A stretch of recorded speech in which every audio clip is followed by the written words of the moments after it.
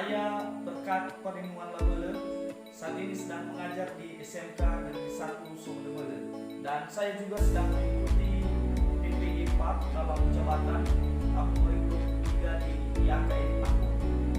Pada hari ini Senin tanggal 28 Agustus tahun 2023, saya akan berbagi video pembelajaran pada mata pelajaran pendidikan agama dan publik terlebih, khususnya pada materi menjadi dewasa dalam segala aspek. Selamat menyaksikan.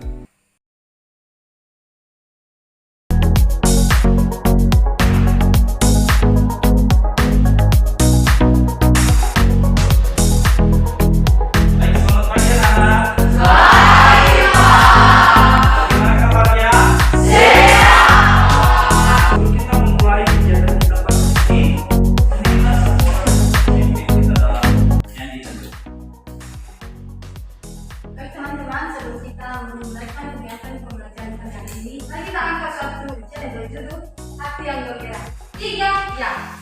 Hati yang gembira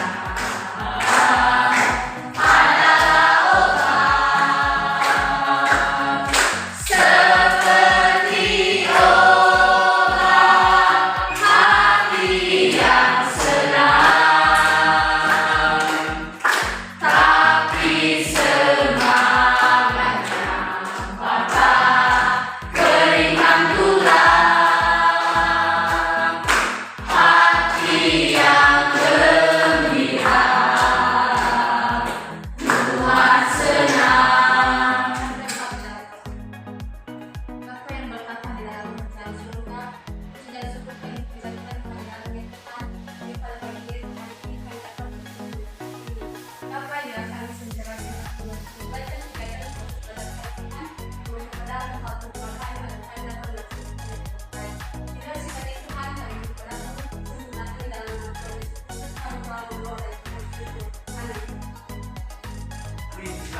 Terima kasih.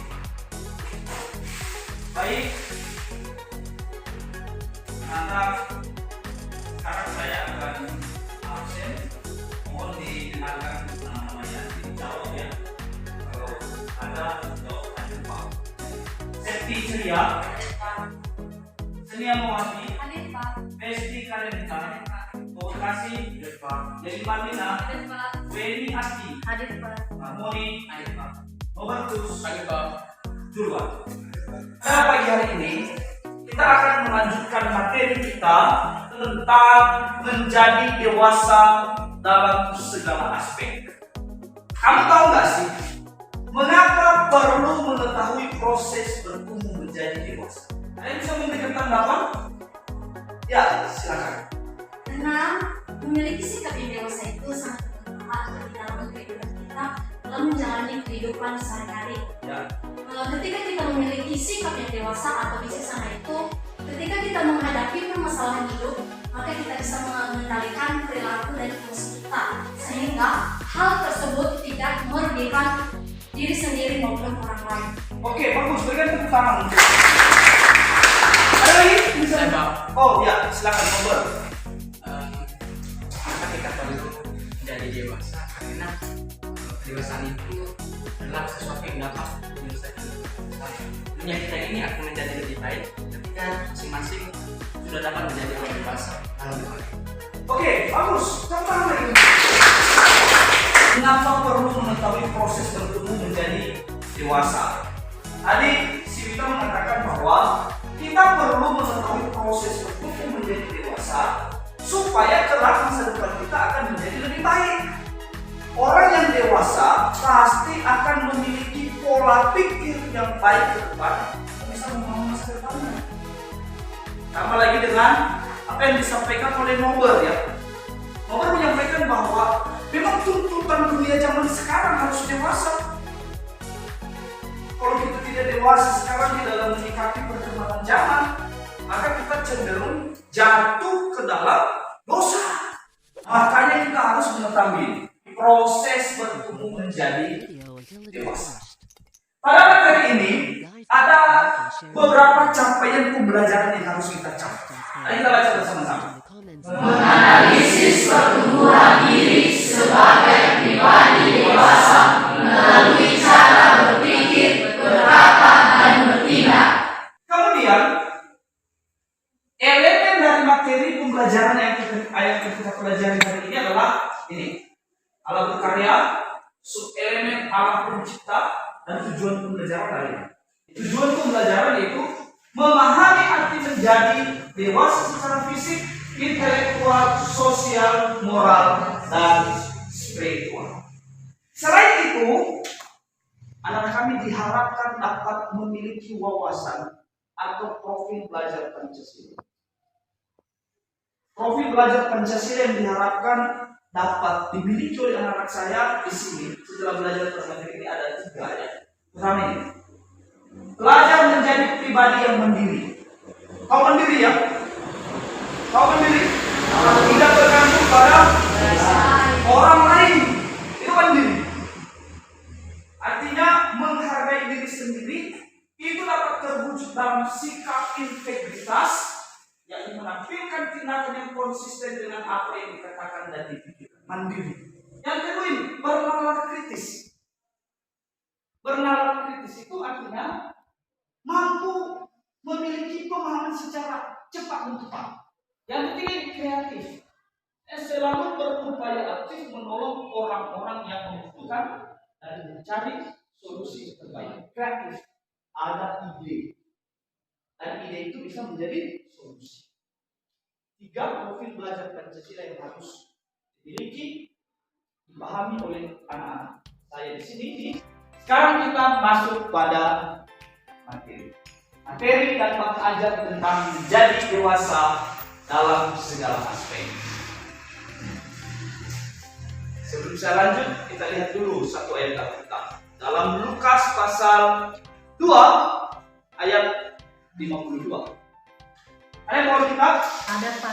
Ya, silakan baca. Lukas pasal 2 ayat 52 mengatakan, dan Yesus makin bertambah besar dan bertambah hikmatnya dan besarnya dan makin dikasihi oleh Allah dan manusia. Mari kita baca bersama-sama, ada di ayat itu ya. 1, 2, 3. Dan Yesus makin bertambah besar dan bertambah hikmatnya dan besarnya dan makin dikasihi oleh Allah dan manusia. Saya bisa memberikan tanggapan sedikit. Oh, silakan dulu. Baik, menurut pendapat saya pasal Alkitab di Lukas pasal 2 Yesus adalah anak Allah. Ketika dia bertambah besar, maka dia lebih bertindak sehingga dia semakin dikasihi oleh Allah ataupun manusia. Nah, yang menarik pada ayat Alkitab ini adalah Yesus tidak hanya bertumbuh secara fisik, melainkan rohani. Nah, di sini Yesus semakin berhikmat dan lebih dikasihi oleh Tuhan maupun manusia. Ya, bagus sekali tepuk tangan kalau gitu. Itu tadi yang dikatakan di sebelumnya. Sama seperti Tuhan Yesus. Perhatikan Tuhan Yesus tadi. Ketika badannya, fisiknya semakin bertambah, dia semakin lebih dewasa, maka dia juga semakin lebih Berhikmat. mau menjadi orang berhikmat. Mau. Lalu apa sih yang disebut dengan kedewasaan? Sekarang coba aku amati teman-teman. Amati temanmu di sebelah kanan dan kirimu. Lalu kemukakan kira-kira apa saja ciri-ciri pertumbuhan yang kamu temukan pada diri temanmu jika dibandingkan dengan kondisi fisiknya waktu masih SMP.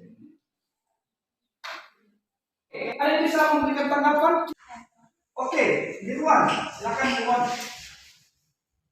Setelah saya mengamati teman-teman saya, jika dibandingkan fisik waktu SMP, salah satu contohnya yaitu yang pertama terjadi pertambahan tinggi badan dan berat badan, yang kedua kulit jadi lebih halus, yang ketiga kadang mulai tumbuh jerawat di muka, dan yang terakhir pinggul mulai membesar.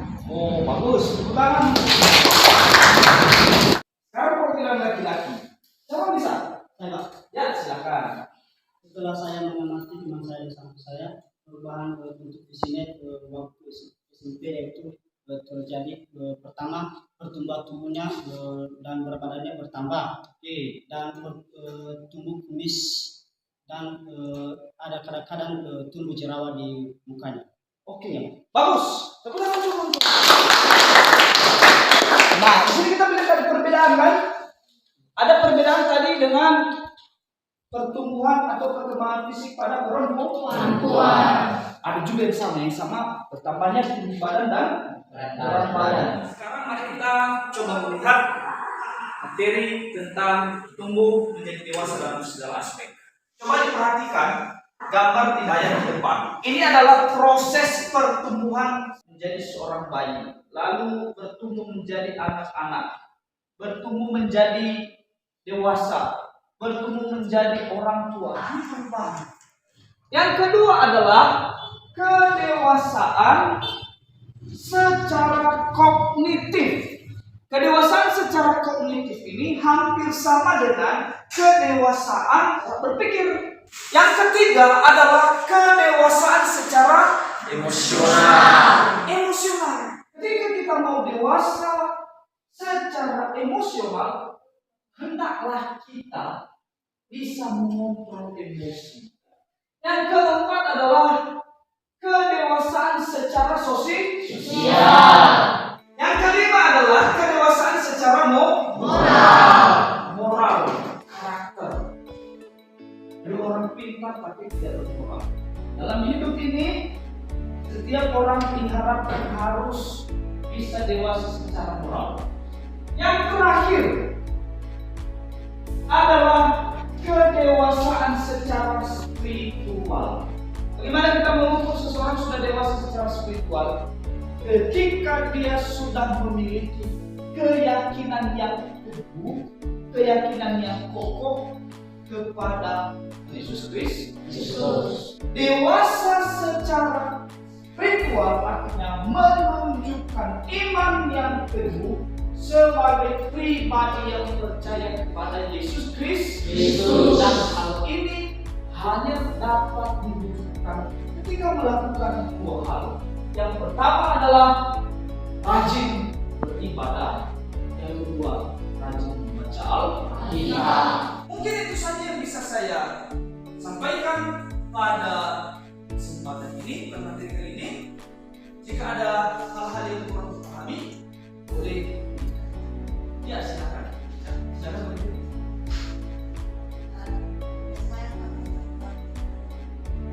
Oh, apa itu? Ada berhikmat. Dalam Alkitab dicatat ada satu tokoh Alkitab yang sangat berguna. Siapa namanya? Nama tokoh Alkitab yang sangat terkenal berhikmat. Wah, Salomo. Tentang Salomo orang berhikmat. Dan berhikmat itu artinya mampu menempatkan dirinya secara benar tanpa merugikan orang lain. Hikmat yang dia miliki, pengetahuan yang dia miliki, itu bukan untuk kepentingan dirinya sendiri, tetapi untuk kemuliaan nama Tuhan. Hikmat dalam versi Kristen. Ya. Berhikmat mampu membuat dirinya menjadi bermakna. Berhikmat mampu menjadi terang di tengah-tengah orang yang berada di sekitar.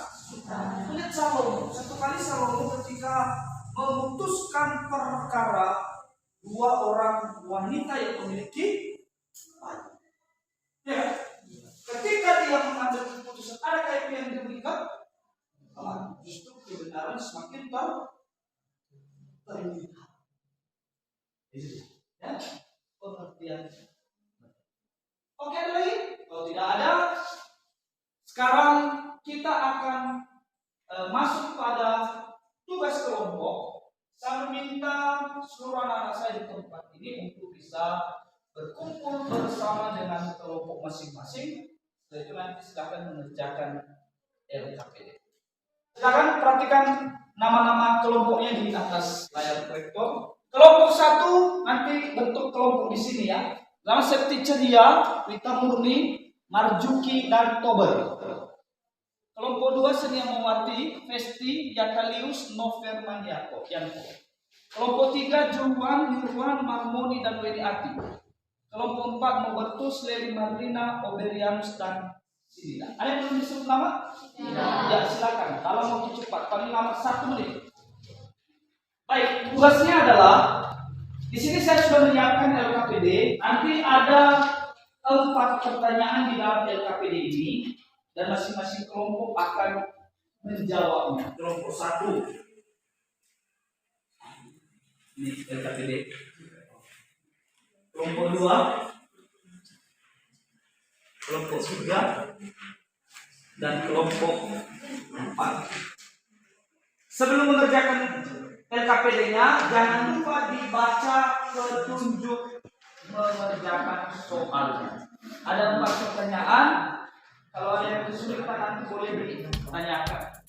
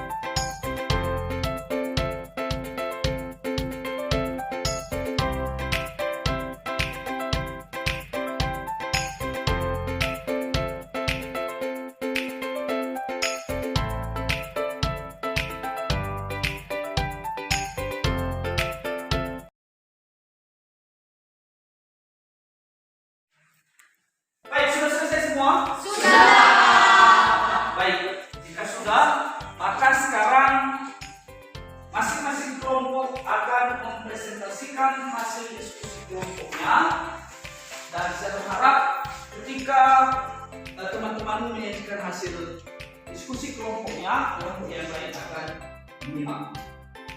Setelah nanti sudah selesai dipresentasikan, lalu LKPD diusulkan di depan. Ya, pertama saya berikan kesempatan untuk kelompok 1.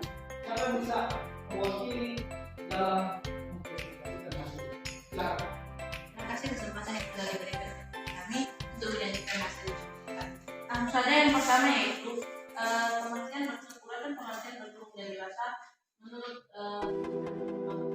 kami beberapa aspek kami itu tentang aspek pertama yaitu secara fisik, secara intelektual, secara emosi, sosial, moral atau spiritual dan identitas. Yang kedua yaitu manfaat menjadi dewasa. Menurut kami manfaat menjadi dewasa yaitu ketika dapat menjadi percobaan dan mengendalikan emosi dalam persepsi, ketika dapat Ya, bagus, terima kasih. Berikan tepuk tangan. Sekarang saya memberikan kesempatan kepada kelompok 2. Baik, terima kasih kesempatan yang diberikan kepada kami untuk menyajikan hasil diskusi kami. Yaitu apa saja contoh perilaku yang tidak mencerminkan kedewasaan dan diri. Menurut kelompok kami, ciri-ciri ataupun hal perilaku yang tidak mencerminkan kedewasaan itu pertama, orang yang belum dewasa cenderung tidak dapat mempertanggungjawabkan ataupun orang yang belum dewasa tersebut tidak memiliki rasa tanggung jawab. Terus yang kedua itu orang yang belum dewasa tidak dapat mengontrol emosinya sendiri. Jadi tentang ciri-ciri perilaku yang tidak mencerminkan kedewasaan. Terus yang kedua itu ciri-ciri bertumbuh menjadi dewasa dalam 6 aspek perkembangan. Itu yang pertama, ciri yang pertama itu dewasa secara fisik. Tadi jelaskan tentang dewasa, bagaimana itu ciri-ciri dewasa secara fisik, itu merujuk pada perubahan fisik. Itu contohnya tinggi badan, perubahan tinggi badan ataupun berat badan. Sesuai dengan dari SMP itu bisa berubah menjadi lebih besar tentunya pada saat itu.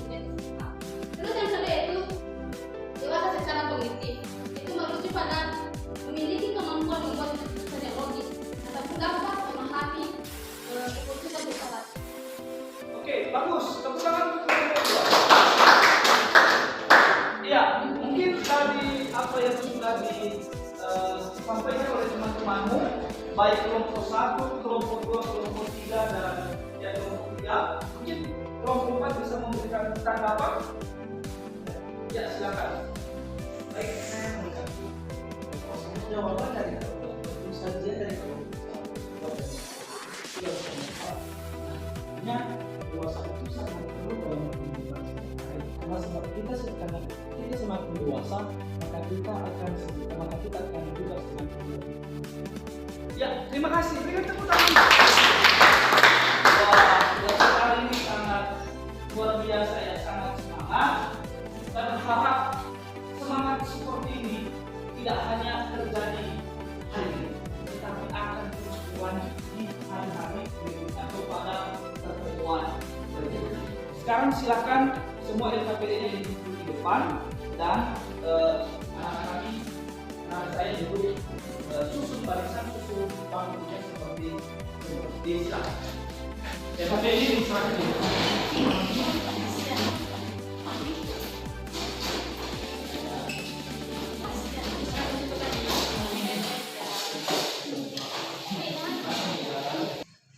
Setelah belajar pada materi bertumbuh menjadi dewasa dalam segala aspek pada hari ini, kira-kira adakah di antara anak-anak saya di tempat ini yang bisa membuat kesimpulan tentang apa yang sudah kita pelajari? Ya, bagus. Putra. Menurut saya, tumbuh menjadi dewasa mencakup beberapa aspek. Dewasa secara fisik, dewasa secara intelektual atau kognitif, dewasa secara emosional, dewasa secara sosial, dewasa secara moral atau spiritual, dan yang terakhir dewasa secara identitas diri. Yang artinya setiap peserta didik harus bisa mengartikan ataupun memahami setiap aspek ini di dalam kehidupannya tersendiri sehingga dia mampu menilai diri sendiri oleh orang lain. Bagus semua teman-teman. Coba perhatikan, coba tulis, coba fokus. Sudah? Ada satu kalimat yang saya buat di sini dan saya mau kita membaca kalimat ini bersama-sama supaya kita lebih mudah di dalam memahami materi pada hari ini. 1, 2, 3. Bertumbuh menjadi dewasa adalah tugas setiap orang. Sebagai pengikut Kristus, kita memaknai pertumbuhan ini sesuai dengan teladan yang sudah diperlihatkan oleh Tuhan Yesus sendiri. Janganlah puas bila kita masih bertahan pada sikap kekanak-kanakan. Baik, itu saja. Minggu depan kita akan bertemu kembali pada materi yang berbeda, yaitu materi melangkah bersama Allah. Terima kasih untuk kebersamaan kita pada hari ini. Saya berharap anak-anak saya yang ada di tempat ini silahkan belajar di rumah lebih giat lagi sehingga ke depan kamu akan menjadi orang-orang yang berguna dengan masyarakat.